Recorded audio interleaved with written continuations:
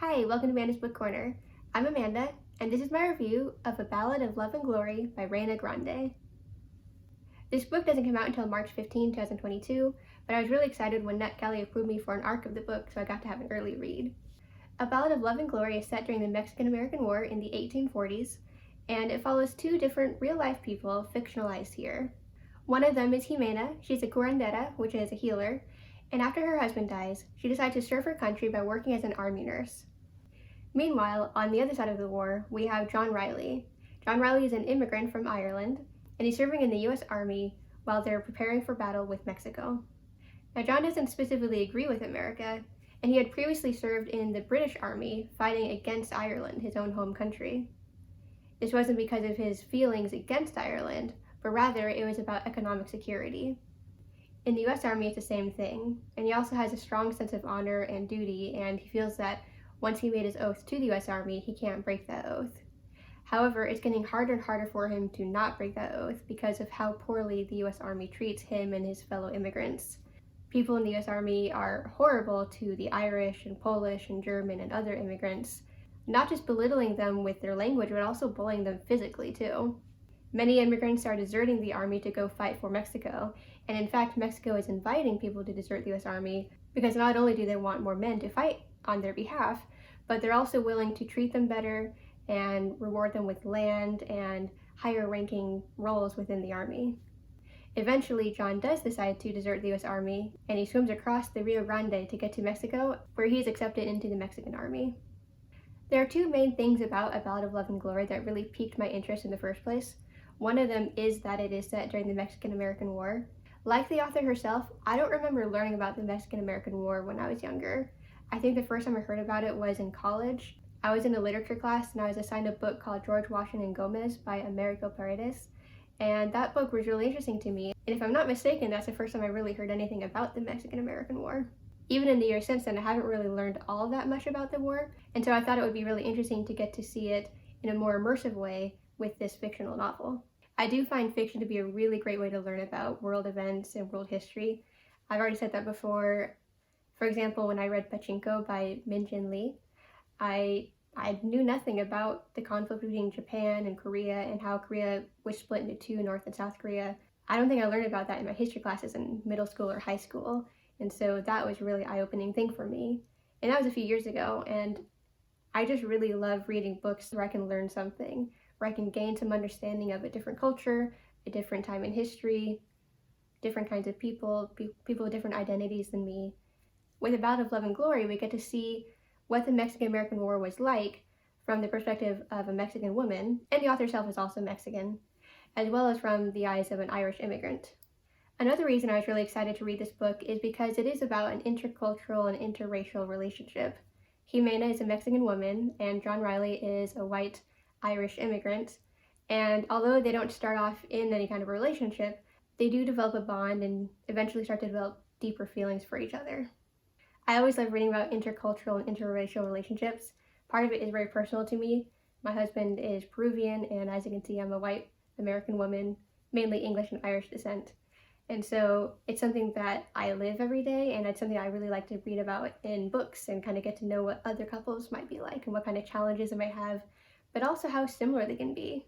As we see in A Ballad of Love and Glory, although Jimena and John can seem very different on the surface, they actually have a lot in common.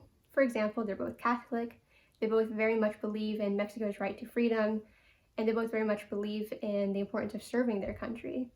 In some ways, A Ballad of Love and Glory is a love story between Jimena and John Riley.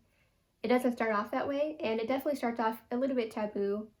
Jimena is married when the book begins, and her husband dies pretty soon on, and so she's a widow when she meets John Riley. For his part, John has a wife and a son at home back in Ireland. He hasn't seen them in a few years, but they are still alive. He still exchanges letters with his wife, and he still sends money back to them to keep them financially secure. This is during the time when Ireland is having a lot of issues with their potatoes, the potato famines. So he's a married man, he's kind of off limits, although despite that, despite the guilt that he feels for developing feelings for Jimena, he can't really stop himself from looking for comfort and solace during the war when his wife is so far away. So yeah, kind of taboo, but things have a way of resolving themselves, and by the end of the book, it's okay. but it depends on your perspective on things. But even so, I did like the relationship. I did think that they needed someone to rely on during the war, and I think they were really great for each other in that way. I think they could lean on each other and help each other, but also keep each other focused on what the true goals were and what they considered right and wrong during the war. But more than a love story, first and foremost, I would say A Ballad of Love and Glory really is about the war, and it really is about the people and the role they played in fighting for Mexico. This novel spans about 2 years, from about spring 1946 until 1948. This is pretty much the entire duration of the full Mexican-American War, from right before it started to the aftermath of it. And it is a difficult read, I'm not gonna lie. Knowing how wars are and knowing the outcome of the Mexican-American War, there's definitely a lot of pain and suffering and trauma that goes into this book. I was pretty sad when several characters that I liked do end up dying because of the war. It's definitely a little bit of a heavy read. And it also really dives into the actual war itself. We get to see the scenes of battles while John is fighting against America. We get to see the discussions of strategy amongst the people that are leading the war. And we get to see a few different people who do lead Mexico during the war and how things don't work out and they keep getting ousted and replaced by other people. There's plenty of descriptions of the battles themselves, but also the difficulties between the battles. One scene that was pretty difficult for me was when the Mexican army was traveling miles and miles across desolate land. It was freezing cold, they were out of food, and then they had to go fight the American army who had a lot better equipment than they did. And then traveling back was just as rough. Like I said, they had no water, no food, no way to keep warm. Traveling for days and weeks. It's pretty harrowing. For all of the emotional depth and trauma caused by war during this book, I did feel like it was a little bit distant for my taste. I feel like the readers always kept just at arm's length. I think part of this is that it's written in third person, but I think it's also because our two main characters, Jimena and John, they're pretty upstanding, level-headed people. Although they do have their emotions that they're hiding, we don't get a deep dive into those emotions and to their inner lives. This is a personal preference, but I think I would have enjoyed the novel even more if it was written in the first person and we got to see firsthand exactly what these two different characters were thinking and feeling. Ultimately, A Ballad of Love and Glory is a rather bittersweet novel. Like I said, it has a lot of pain and difficulty in it. You really see the destructiveness of war and how that can affect people and how it can lead to some horrible outcomes for people. But on the other hand, it does have a sense of hope to it. There is still joy and love to be found, even in the harshest of circumstances, and this novel shows that. It ends on a very bittersweet note.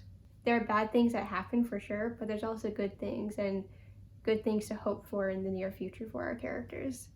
A Ballad of Love and Glory is a wonderful novel. I do think that you should definitely pick it up once it's available in March. It's my first read from Reyna Grande, but I will definitely be checking out more of her books in the future. So I give A Ballad of Love and Glory 4 stars. So I hope you enjoyed this book review video. If you did, please like, comment, and subscribe. And to make sure you don't miss any more of my videos, please ring the bell to get all my notifications. I'll be making more videos like this one at least once or twice a week, and very, very soon I'm going to be putting out additional content as well that you won't want to miss. So thanks for watching this video, and I hope to see you in the next one. Bye!